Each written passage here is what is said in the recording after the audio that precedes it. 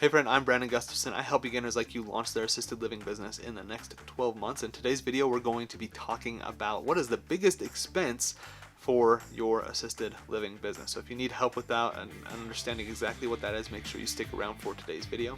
And welcome to Assisted Living Investing.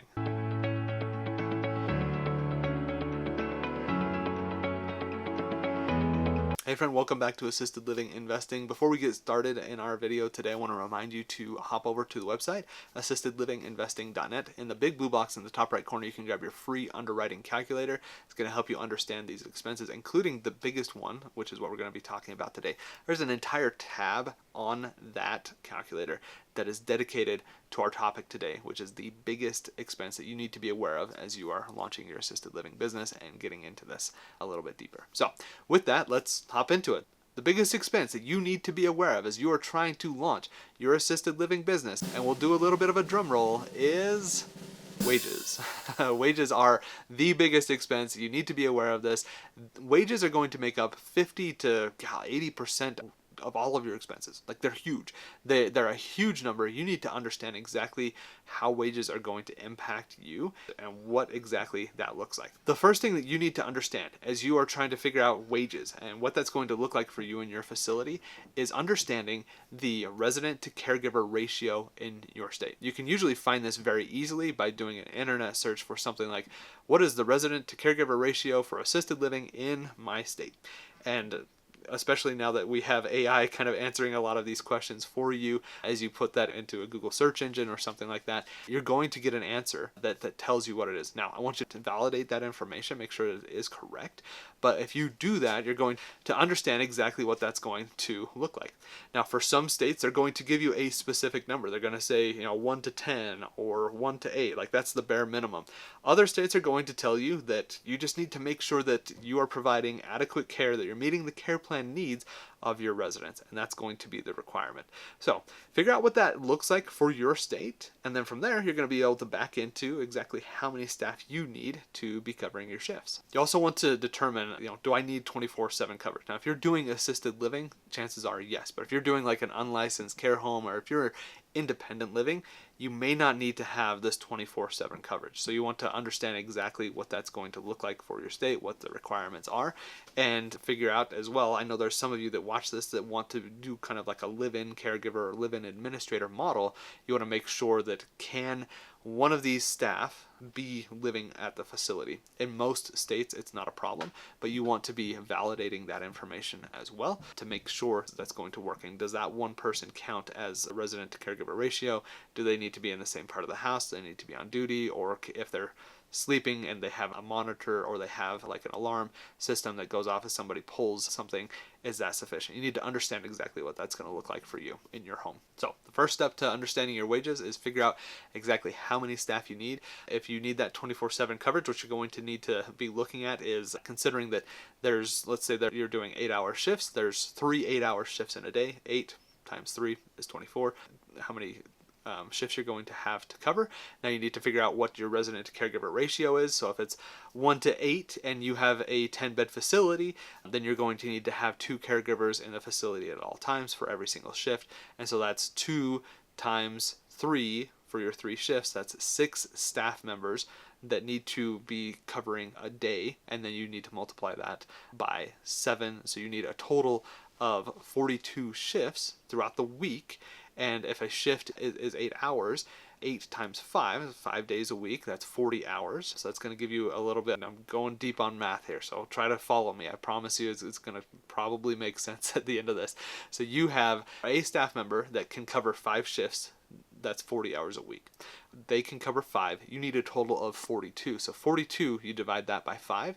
That's going to be about 8.5 FTE. Okay. But what you need to know is if you needed 2 staff members covering any one shift, then you're probably going to need about 8.5 FTE, full-time equivalent employees that are covering all of those shifts. So that's what it's going to look like for you. We talk about that in our underwriting calculator. There's a wages tab in there. Make sure you go grab it, assistedlivinginvesting.net. It's the big blue box in the top right corner of that website. And in there's our wages tab. And you can do some of these calculations there to figure out exactly what you need. Okay, so that's number one. You've got to figure out how many staff you need. Number two, the second most important thing, or maybe it's the most important thing, is you need to figure out how much you should be paying your staff. Now, when it comes to paying your staff, I encourage you to do a little bit of research. So assisted living wages, you can find a lot of this information on sites like Indeed or Glassdoor, or just looking at job postings that other people have on job boards, Indeed or Simply Hired or something like that.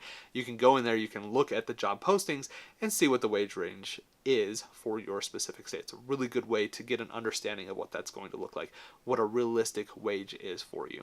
I also want you to take into consideration, especially for administrators and paying your administrators, which are going to be your highest cost employee. If you look at salary ranges on these websites, you go to Glassdoor or something like that, and you look at salary.com, you look at those wages, it will tell you a number, but you have to take into consideration that they are probably using big box facilities that are going to pay people more. As a residential facility, you're going to be on the lower end of those ranges because there's just not as many responsibilities that go into it. Smaller house, less staff, just there's less that goes on inside of a smaller facility. So you might see a range that says, you know, it's $50,000 to $100,000, and that's going to be your salary range for your administrator, when in reality you're probably closer to like the $50,000 to $65,000 range when you're looking at a smaller residential facility. So it's just something that you want to be looking at and taking into consideration. But if you can find job postings, what people are paying and offering people right now for those, it's the best way for you to figure out exactly what your market is paying people for this type of work. And the other thing that I would encourage you to do in two ways, one, underwriting, and also when you're actually doing this work, is probably plan on paying people just a little bit more to incentivize them to continue working with you. Or they're interacting with their friends and saying, man, this facility, they pay me an extra $2 an hour, and it's great, and I'm never going to leave there because they understand the value that I bring into the company. So when you're doing those things, you're paying slightly higher wages, you know exactly what that's going to look like for your facility, and then you know how many staff you need. Now you can back into exactly how much your wages are going to look like. Just the hourly rate, the pure number that you're going to pay them for the work that they provide you with. So I encourage you to use a tool like Gusto. Gusto is a payroll vendor. We use them. I've used them for years now. We're going to link down below a link where if you go and use Gusto, you're going to get a free $100 Visa gift card when you run your first payroll with Gusto. So make sure you go check it out. They're a great tool. It's a great vendor to work with. I've been very impressed with them. Love working with them. We're going to continue working with them for forever until they stop working, because they are such a great vendor to work with when it comes to small businesses like assisted living and helping you secure and helping you run your payroll and making it really easy for you to do that. So inside of a payroll vendor like Gusto, you just put all your employees in there, you put your rate that you're going to pay them. Then when it comes to pay periods, you just put in how many hours they work. It does all the calculation for you, and it will send out the checks to them. Very simple process, very intuitive. So make sure you go check out Gusto at the link down below. In addition to your wages, though, you're going to want to be tracking taxes and fees. So taxes and fees, you're going to have to pay these as an employer. You've got to make sure that these things are taken into account.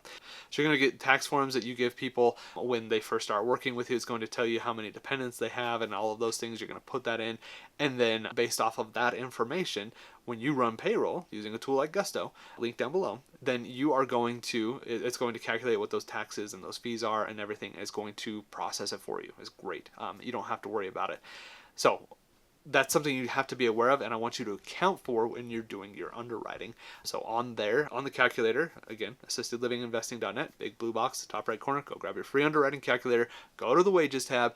In there, they're going to be the type of staff member that you want to be hiring. If they're full-time employee, if they're not, if they're salary, if they're hourly, you want to be looking at that. And then there's also a field in there that helps you kind of project exactly what the taxes for that person might look like. Oftentimes we're looking at about 15 to 20% in taxes. Is a good number to kind of just gauge off of.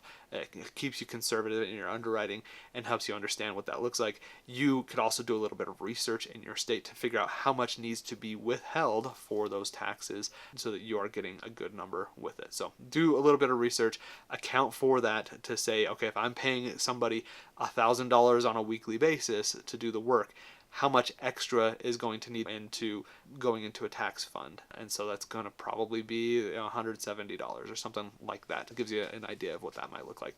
You want to be taking all of that into consideration as you're trying to just work through all of this, because these are expenses you need to be aware of. They make up the amount of money that you're going to be paying for wages and that budget line, and so you need to understand what this looks like. If you can hone in on your wages expense, you know how many staff you need to have, you know how much you're going to pay them, and you understand kind of what those taxes and fees are, you are going to be more than halfway there with understanding your expenses. They really are that big, they're that important, and so you need to understand what that looks like. When it comes to running the business now, the other thing that I want to point out to you is people are your most important resource. They're the group of people that are the face of your business. They're the ones that are interacting with your residents, with their families. People get to see and feel what that looks like. They kind of set the culture inside of your home as well. And so you want to have happy employees that are confident and they feel appreciated in their work. And a lot of that comes down to how much they are paid. And so you want to account for that, and you want to be offering them little perks and bonuses and activities and those types of things to make sure that they are happy in the work that they are doing. Because when they're happy, your residents are happy and their families are happy, and it just makes it so much easier to operate the business. And then when you have openings in your facility, you're getting a lot of referrals because people want to be in a spot where everybody's happy and engaged and having a good time. So I encourage you to do that as you really get your business up and running. So we talked a lot today about wages. They are the biggest expense. You need to be aware of what they look like. We talked about understanding what the resident to caregiver ratio is in your state and how it's important for you to understand what that is, because it tells you how many staff you're going to need to have in your facility. We also talked about how much you should be paying your staff and how you can go and do the research in your area to figure out what that's going to look like for you. And then we talked about the importance of running payroll and taking into consideration the taxes and fees. If you found this video helpful, make sure you like the video, subscribe, and ring the bell as well so you get notified every time we put out content like this. We go live on Tuesdays. We put out content on Thursdays as well. I love helping and coaching people. This is how I do that and would love to do that for you. If you are needing help as you go through this process, make sure you go check out our community. Does residential assisted living sound interesting to you, but you don't know how to get started? At Assisted Living Investing, I'm here to help beginners like you launch their assisted living business in the next 12 months. I love helping and coaching people, and I would love to do that for you. And remember, it doesn't take a lot, just a little bit. Just keep going step by step by step. And I promise you, if you do and you are consistent and persistent, you are going to be successful. Thanks for watching, and have a great day.